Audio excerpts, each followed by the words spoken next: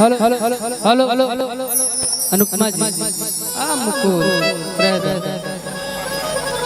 अरे किस्मत बदले दादा कि अजीबा तोहर यादा कि बतिया सुनली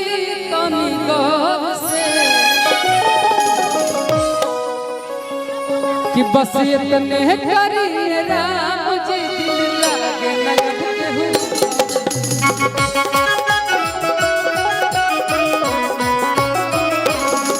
बस इतने करिए राम जी दिल लागे न केहू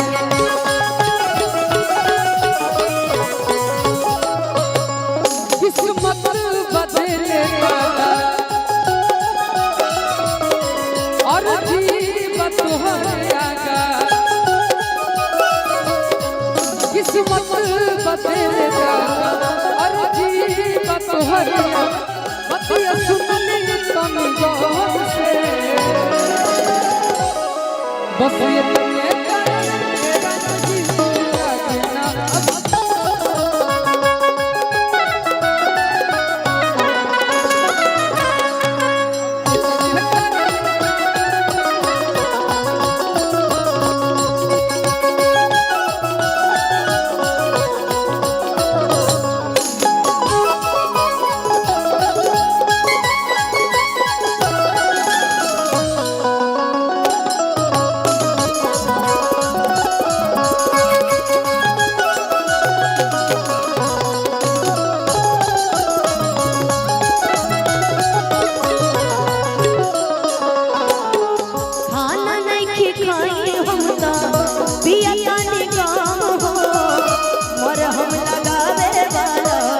दिल बाजा काम हो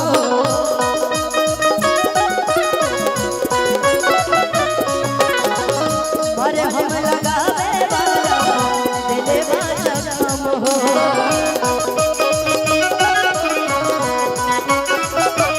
खाना नहीं खा तो हमको पिया तानी काम हो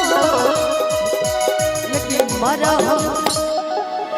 खाना नहीं खा हम तो पिया तानी रम हो सॉरी गम हो रम नहीं गम सॉरी भैया अरे कि खाना नहीं खा पिया तानी गम हो मर हम लगा दिल बाजा हो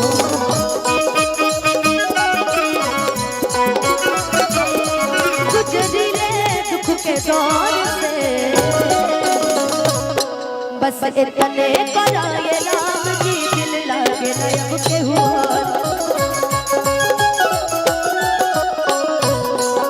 बस इतने कराए राम जी दिल लागे नयन केहू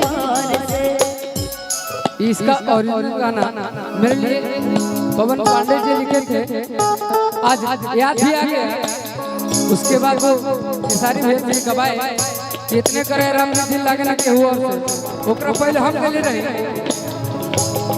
बस एक बार मिला दे रब्बा हमरा के सनम से एक बार मिला दे रब्बा हमरा के सनम से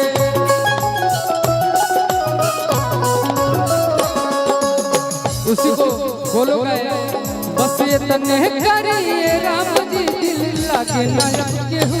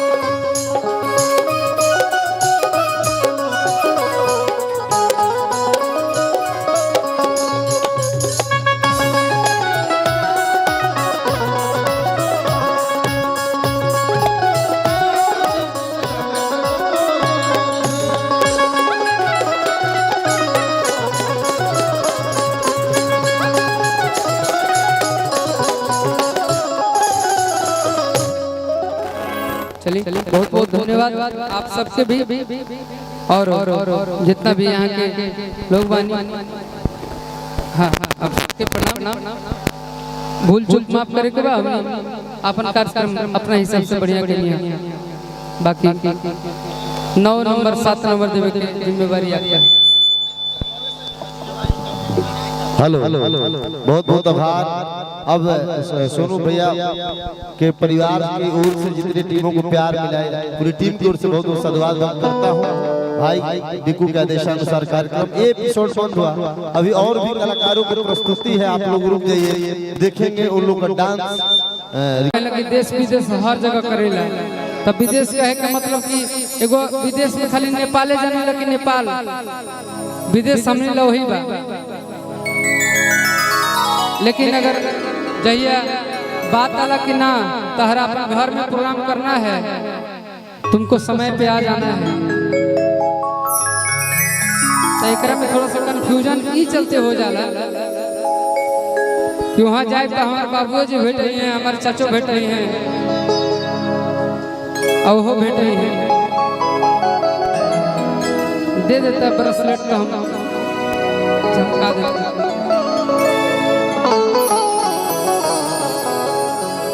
इसका थोड़ा सा लेवल और बढ़ा दीजिएगा। हेलो इसका मॉनिटर में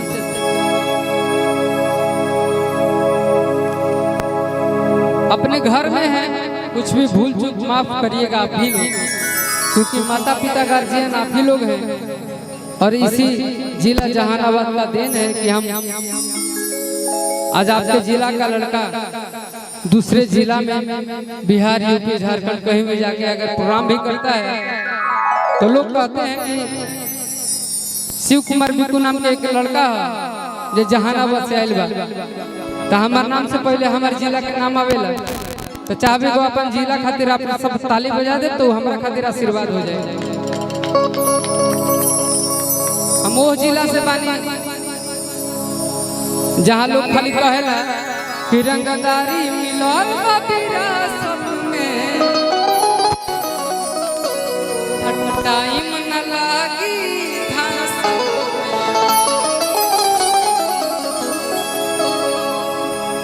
ये हमारे जिला के आशीर्वाद है, हमारे सब गार्जियन के आशीर्वाद है, आप लोग के प्यार मोहब्बत से कहीं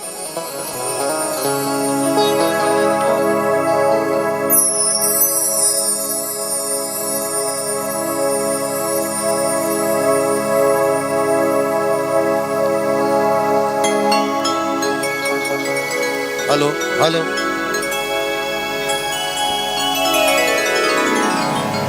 हेलो हेलो किसी को बनाइए ना। Hello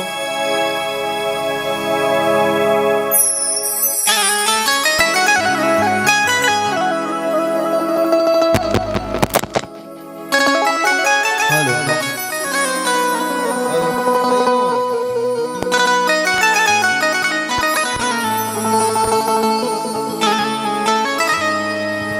hello hello hello